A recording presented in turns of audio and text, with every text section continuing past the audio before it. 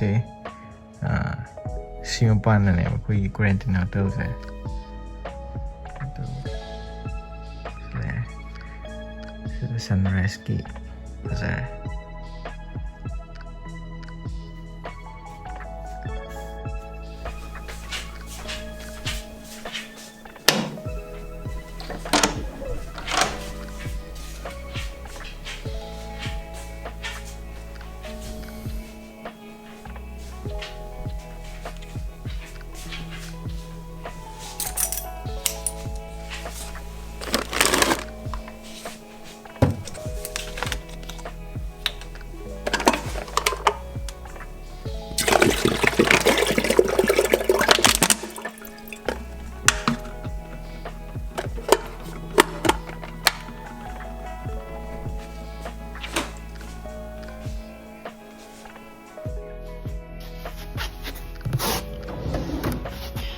Sina Indian chapot yumdai pork pang sile quarantine manungda sum chanaba ndagi sina cup noodles layer si yumdai ni si instant coffee maxim gi sina Hong Kong le pa maxim coffee instant jam ha Korean coffee there Moroccan sauce to layer it's coffee ma sem to ga thak to ge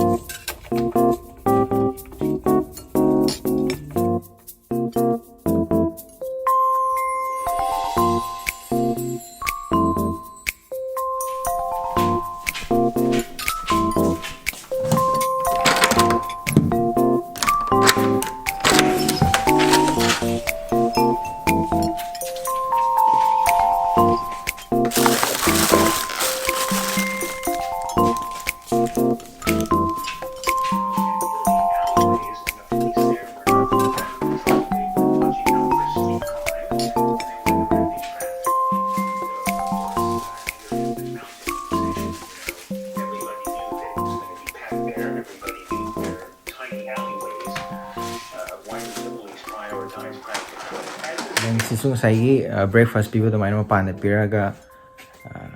kaidi bell king ani pan thamani aduga koina lokja doine ba and then koina chavalor kana sai gi koi arem mam sai tar ma pan dong thanglo tham doine ba then manung collect to krani the hotel manung gi se room manung se room bali dum nungai ba ko aduga cleaning ke to ko se cleaning game lagtre the whole 7 days Hari akoina sigi hotel la lady say 7 days neba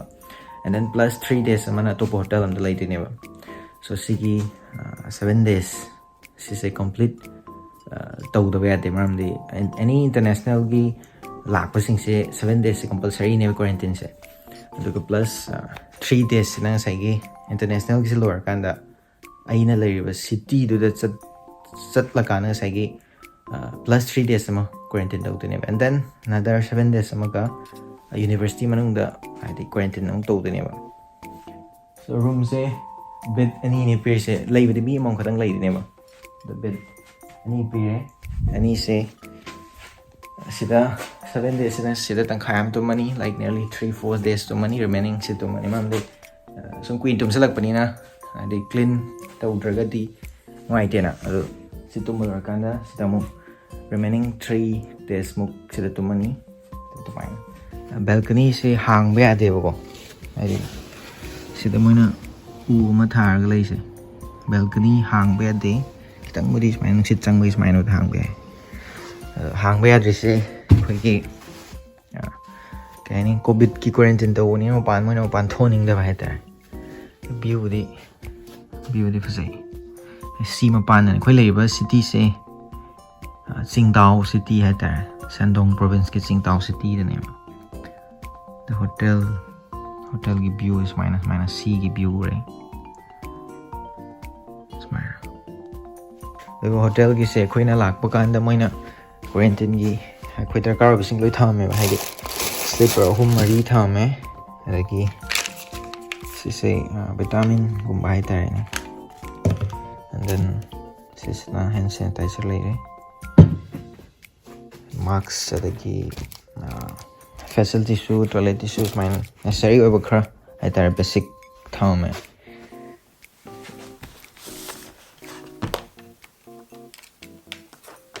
simok an samuk charge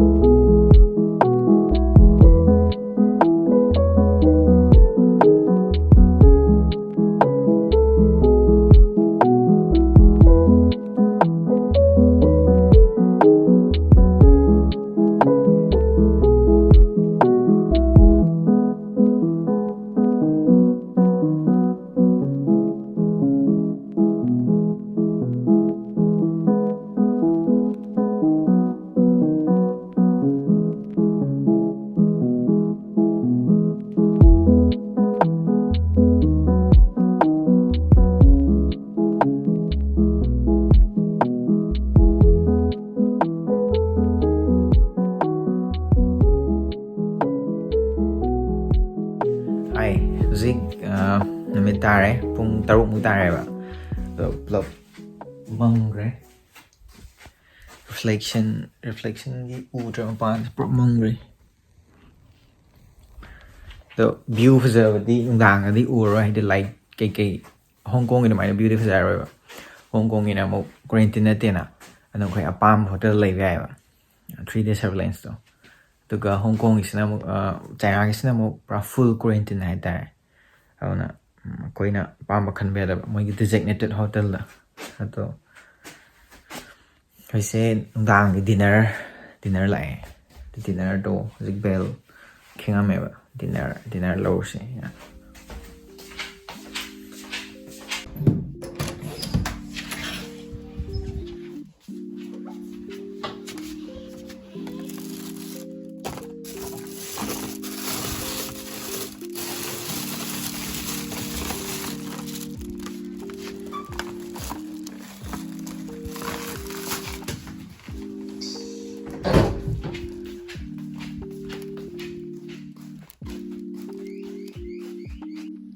chocolate the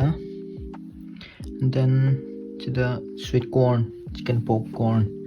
chicken leg piece zone there that soup okay dinner muk jarge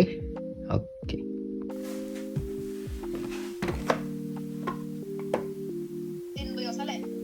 hello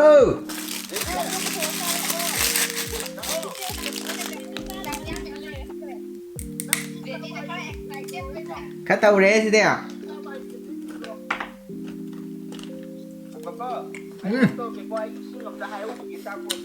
bầu đưa xiên gì đó đấy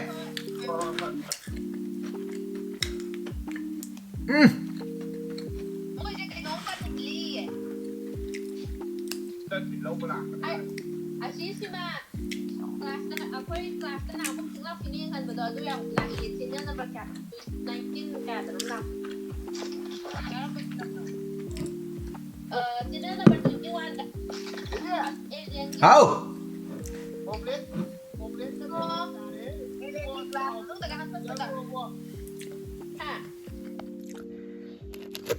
Cinema chicken popcorn.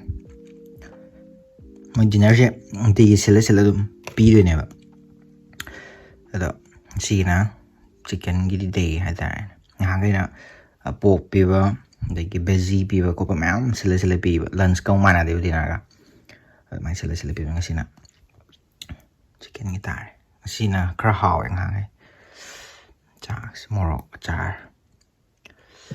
Morok tang lu ke. Smai ta re jadi.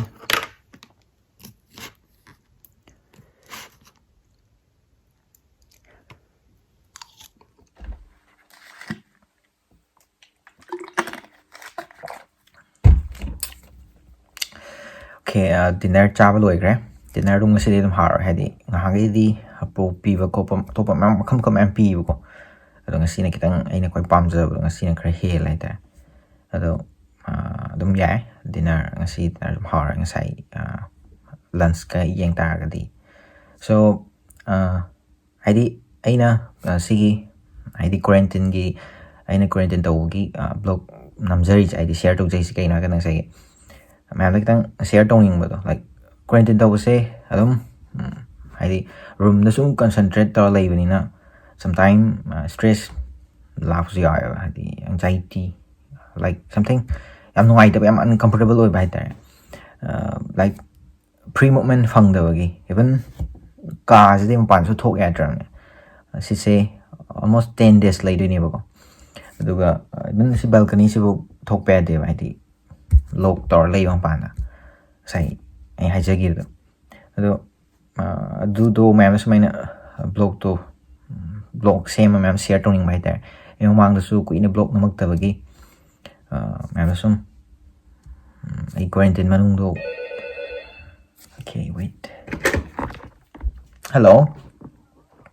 Okay lage group call hormone oi imana bagi phone tore haidi group call tore sin haidi ngasai na chak jai na call to the group call ne ba group call se ko ma'am se sum room sit lei budi thangna loi lei ne ba thangna lei tar ga su haidi upai lei trena una ba wari sana ba ta ya trena ado group call tar ga widget the group call tar ga sum haidi sum aktang wari ba tai do bai tar haidi stress ma'am adaki anxiety ma'am da sum aktang lor su phana bai tar so the my tar ga lei hai tar quarantine ki keno se Hong Kong da diam nai Hong Kong da di haidi moi di like medically monitor to khat ne ba quarantine na ti ba na thok pa khot pa lon chap lo ya the quarantine China ki quarantine se ta ya da bai tar aduna adu itang wa ba do ado si mana ba phone tar mai group call how re na ring tang wari sana ga like wari batai tar ga tang awa mem do atu tang clear oina bai ta. Okay, so group call tang tar ga aduga atang la ga isu tumani. Okay.